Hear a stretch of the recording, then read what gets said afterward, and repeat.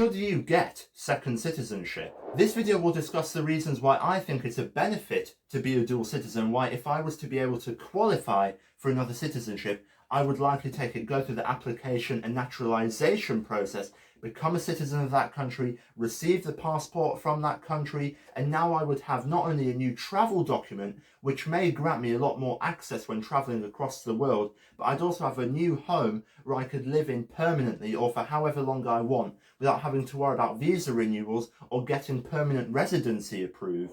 For example, let's say I was not a citizen of the European Union, but I would be able to qualify for an EU passport. Well, not only would it grant me Italy, for example, let's say I qualified for Italian citizenship, it would also grant me 27 other countries where I could live permanently, and not all of them are European Union countries. I talk a lot about this channel about EEA countries like Norway, which I also have access to because it's in the Schengen area. However, when we talk about getting second citizenship, whether that's in the European Union or not, it's not only about the country itself that you have to consider, but also the travel document and how much access it grants you across the world. For example, let's say I was a single citizen and the only citizenship I had would be South Africa. I'm a South African citizen, and let's say I have the passport. Well, it doesn't grant me that much access across the world. I can't get into the United States without a visa or any major Western country. But if I were to be able to qualify for a British citizenship, then I would obviously take it.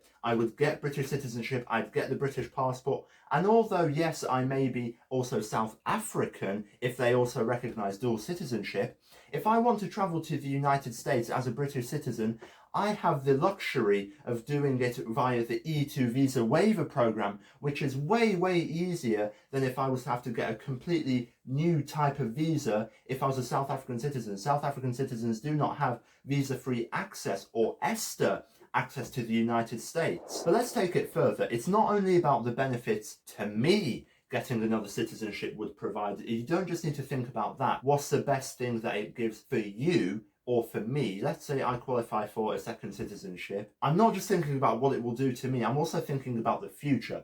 What will it do for my future family and for my children? It would also grant them full access to that citizenship through citizenship by descent, because I would be a direct father of the children. They would automatically be entitled to that citizenship. However, there is another part of this that I'd like to talk about, which is if you are a dual citizen, it grants you travel protection, travel safety if you're traveling across the world. I heard a story on a YouTube video where a dual Danish-German citizen was traveling through Central America, and he was unfortunately robbed, and one of his bags that was stolen had one of his passports in. I don't remember whether it was the Danish passport or the German passport, but let's say this gentleman was only a single citizen of Denmark. For example, he didn't have German citizenship and the Danish passport was stolen. Yes, maybe he could go to an EU embassy and he could seek consultation, or he could seek a consulate or stay in the embassy and get another one renewed, an emergency passport, but that might take time. What if he needs to leave immediately? What if he doesn't feel safe in the country after the robbery? How could he enter a new country? Let's say a neighbouring country has a Danish embassy, but the country he's in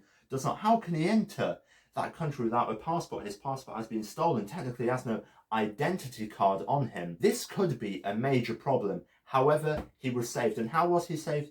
He had a second passport. In this scenario, he had the German passport that he could go back home to in Denmark because of the freedom of movement across the two countries, or he could continue with his travels as a German citizen. These are some of the key reasons why I find it monumental for me to have multiple citizenship, for me to be a dual citizen of multiple countries. I'm not just thinking about the benefits to me and my travel safety and making sure I can leave and enter a country as I want. I'm also thinking about the future and the future generations and my future descendants who would also qualify for these citizenships. You're seeing a lot of stuff going around on the internet recently talking about how being a dual citizen of a country is no longer the luxury that it once used to be maybe 5 years ago, but it's more like a necessity for the people. If you like this video, you can click right here and subscribe to Kiss Information on YouTube.